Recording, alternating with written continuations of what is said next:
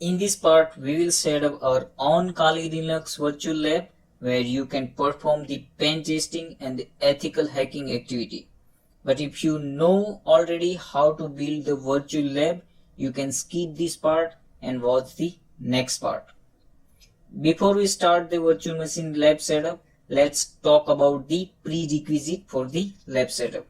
First, you have to download the Kali Linux operating system from the official website and choose the according to your OS architecture, whether it is 64-bit or the 32-bit, while you choose the Kali Linux download.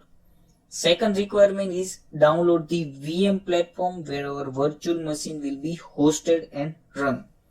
There are many VM platforms available in the market. It could be a VMware Workstation, VirtualBox, or the Microsoft's Hyper-V. I'll be using the VMware Workstation to set up my lab. You have to download it from the official website and installation is very simple. Just follow the instruction and complete the installation setup. Third requirement is the at least 40 GB hard drive and the 4 GB RAM is available so that we can allocate the same to the Kali Linux operating system.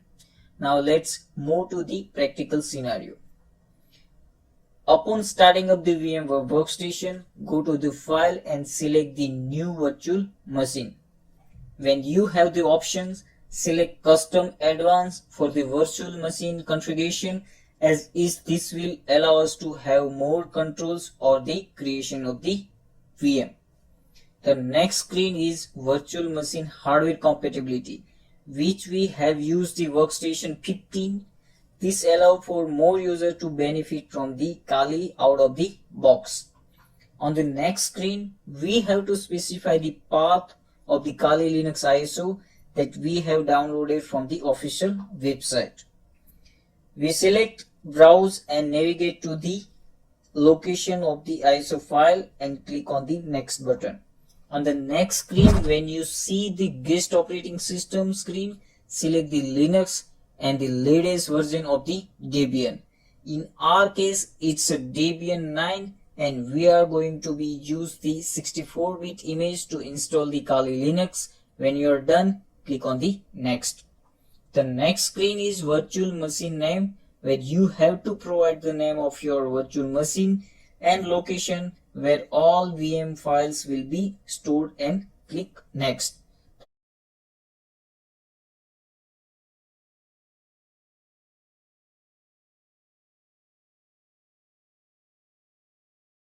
The next screen is processors configuration. Here we can define how many resources we give to the VM. We selected 2 processor and 2 core per processor, giving you a total of 4 cores. You may wish to use more or less depending on your system's configuration. Click next when you are done. Memory for the virtual machine. In this section where we can define how much RAM to use. Again, the higher amount of RAM, the more application can be performed well and increase the performance.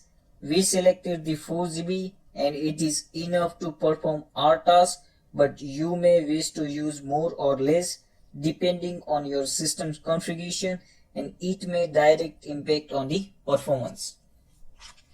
In this part, we have to set the network configuration. We select the bridge networking that allows virtual machine to direct access to an external Ethernet network, and the guest OS must have its own IP address on the external network. However, this can be changed easily even when the VM is powered on. Next is the IO controller type. We accept the default value of the LSI logic. Next is the virtual disk type. We will go with the default option SCSI and hit next. This screen allows you to create a new virtual disk or existing if you have, or you can select the physical disk, but in our case we will go with the option 1 and create a new virtual disk because it is a fresh installation. This section allows us to define the size of the virtual disk. Minimum is 20 GB but recommended is the 40. if you are not running with the low storage amount, and select the split virtual disk into the multiple files so that it's easier to move the VM to the another location if required. On the next screen, it will ask to store the disk file. We accept the default value which has been defined from our VM name earlier in the setup process. Click next. In this final screen for the VM setup wizard, which gives us an overview of these settings we picked. When we are fine with what's shown to us, so we can press the finish, and if you want to modify the hardware, you can do it by the customize the hardware button to do that. Let's finish and start the installation process, and it is visible in library section. Now select the newly created virtual machine and click on the power on this virtual machine button to start the installation process and maximize the screen. We will be greeted with the Kali Linux boot screen. Here we have to choose the graphical install and hit enter.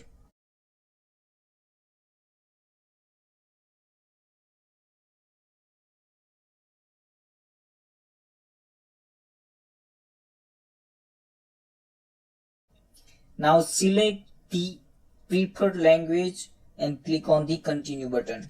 This step will be specifying the geographical location. We then click on the continue button. Next option is to select the preferred keyboard and click on continue. Then it will load the install component from the installation media, detecting the network hardware, and try to assign a IP using the DHCP.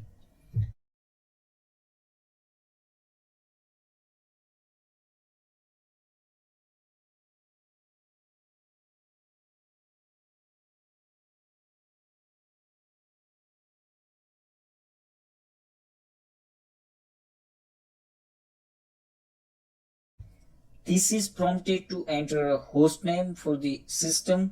We have taken the Digital Conda as our host name. Click on the continue button after entering the host name.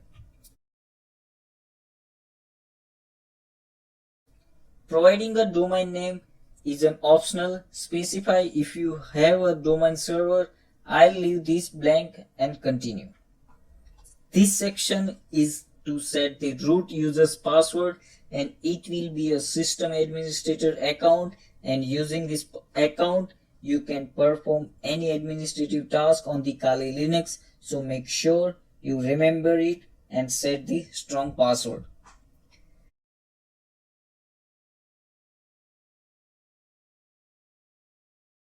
Then we will have to set our time zone in this step. When you are done, click on the continue button.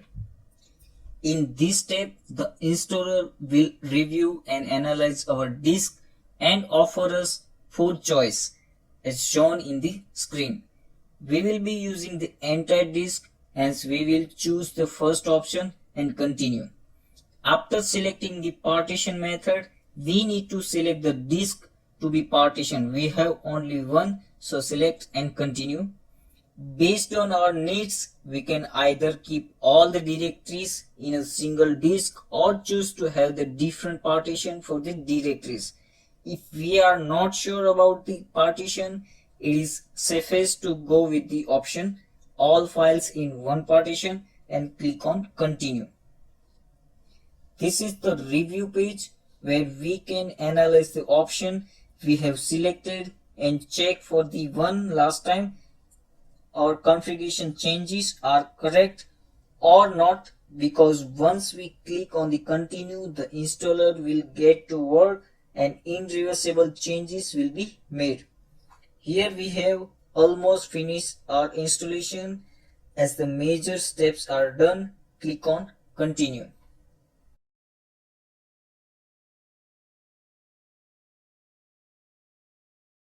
In this step, we will configure network mirror and we will need to enter the proxy information if any. Select yes here, and that will allow us to install the packages from the Kali repository and continue.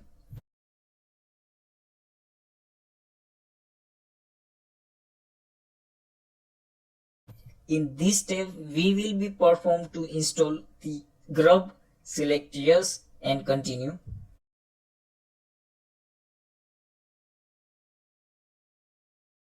Finally, we have completed the Kali Linux installation. Click on the continue button to reboot the system. Now system start booting and very soon we will get the login screen.